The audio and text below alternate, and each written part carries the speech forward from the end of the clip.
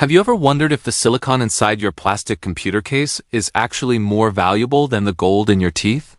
Consider this: in late 1999, a single company convinced the world that the brain of a computer was no longer enough.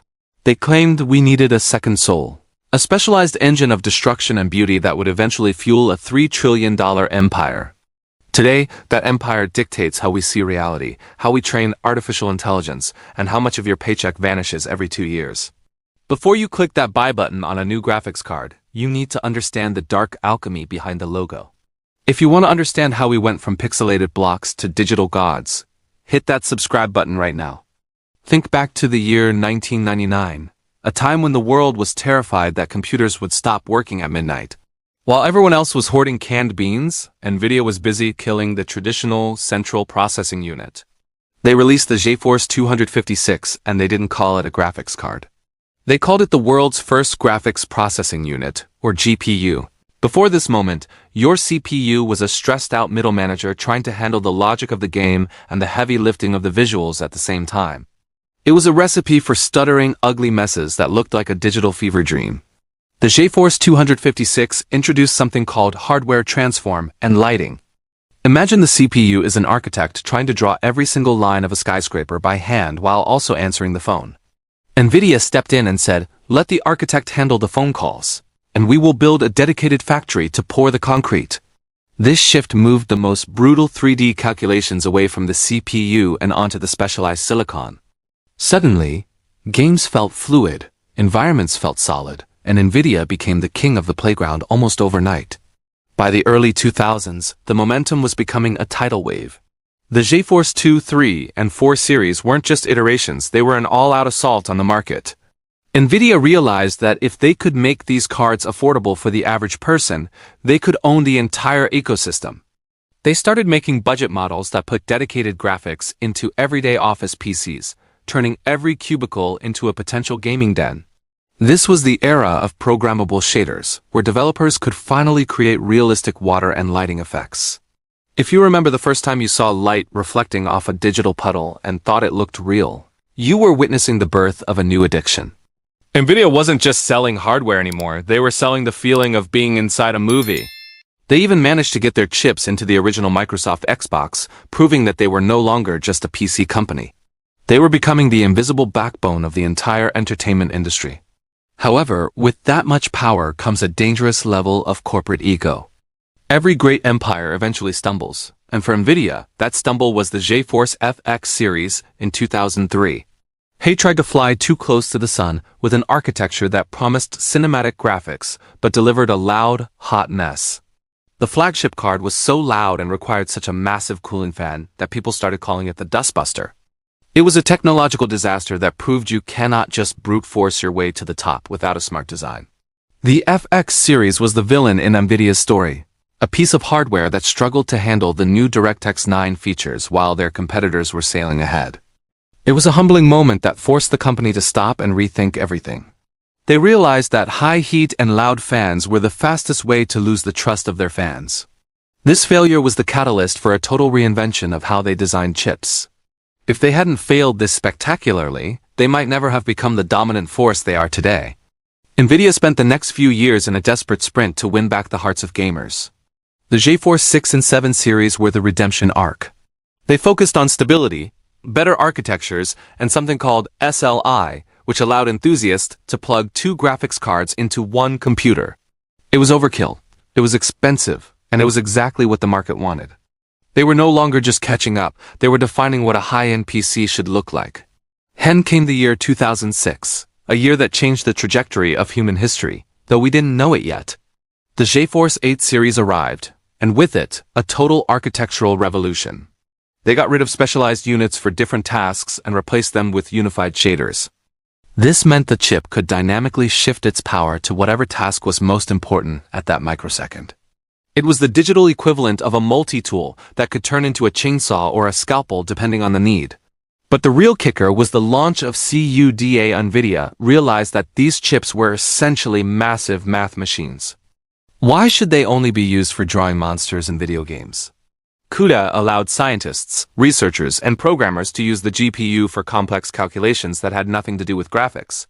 This was the moment the GPU stopped being a toy and started being a tool for the future of humanity. From weather prediction to medical research, NVIDIA was now inside the labs that were changing the world. By the time the GTX 200 series arrived, NVIDIA was leaning into the big chip strategy. They were building massive, power-hungry monsters designed to dominate the enthusiast market. These cards were the size of bricks and cost a fortune, but they provided a level of performance that was untouchable. This was the birth of the GTX branding as we know it today, a signal to the world that if you wanted the best, you had to pay the NVIDIA tax. The transition to the GTX 400 and 500 series was a bit of a bumpy ride. These chips were designed to be even better at compute tasks, but they ran incredibly hot. Some of the early models were so power-hungry that they became the subject of endless internet memes about frying eggs on your graphics card. It was a reminder that even a king can get too greedy with power consumption. Eventually, they refined the process and fixed the heat issues, proving that they could balance gaming performance with heavy-duty work. In the early 2010s, the strategy shifted again. NVIDIA realized that they couldn't just keep making chips bigger and hotter. They needed efficiency. The GTX 600 and 700 series introduced architectures that focused on performance per watt. They wanted to prove that smart engineering could beat brute force. This was the era where powerful GPUs finally started fitting into thin laptops, making high-end gaming portable for the first time. The GTX 900 series was the ultimate expression of this efficiency.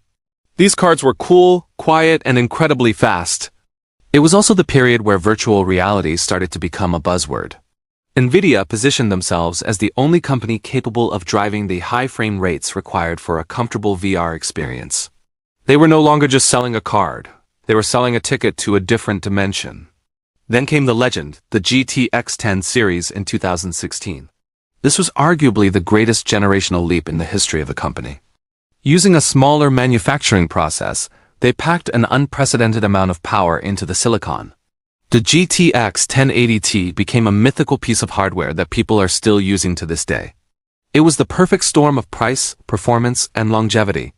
For a brief moment, the user actually felt like they were getting a fair deal. But the peace couldn't last forever. In 2018, NVIDIA decided to gamble the entire brand on a technology called ray tracing. They rebranded the line from GTX to RTX, signaling that the era of traditional rasterization was over. Ray tracing simulates the way light actually bounces off surfaces in the real world. It looks beautiful, but in the beginning it was a massive drain on performance. The RTX 20 series was expensive, and many people felt like they were paying a premium for a feature that barely any games supported. NVIDIA was playing the long game. They were forcing the industry to adopt a new standard, even if the users weren't ready. They also introduced DLSS, an AI-powered feature that used deep learning to upscale lower-resolution images. This was the first sign that AI was going to become the primary driver of graphics performance.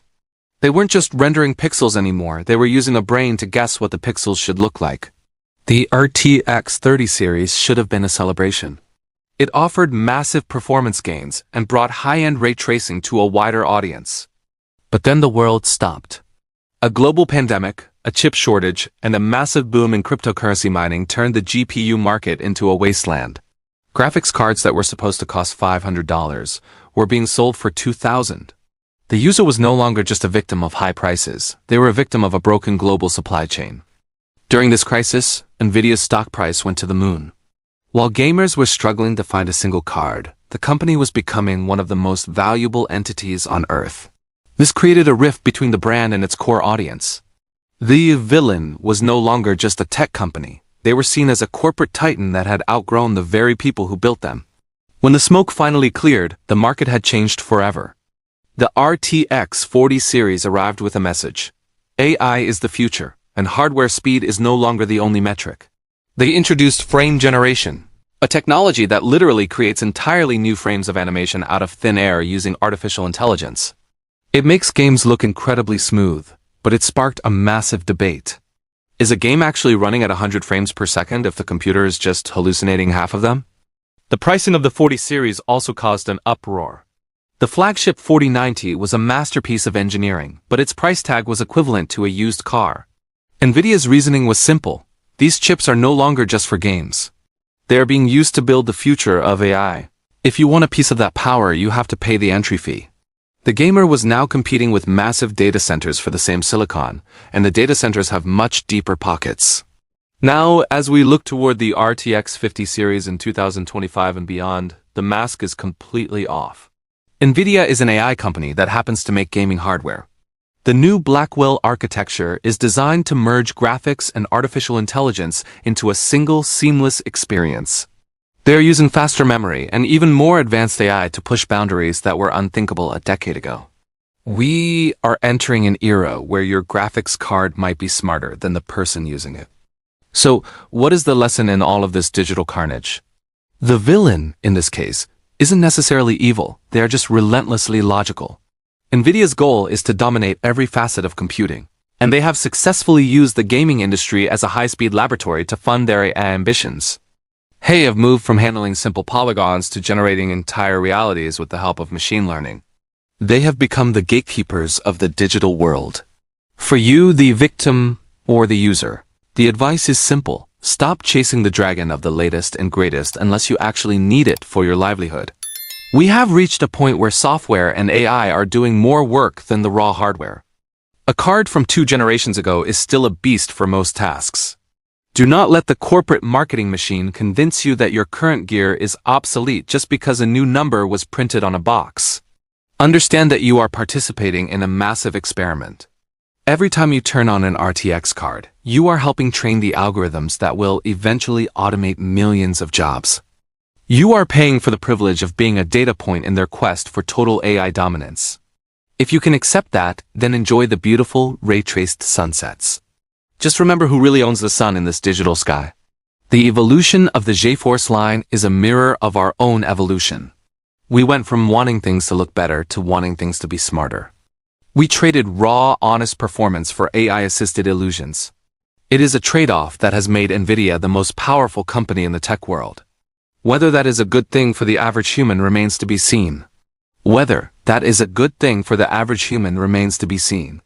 The next time you see that green logo, remember the journey from 1999 to today. It was never just about the games. It was about who gets to control the way we perceive reality. If you enjoyed this deep dive into the Silicon Empire, make sure to subscribe and stay tuned for more. Your support keeps the lights on in this digital wilderness.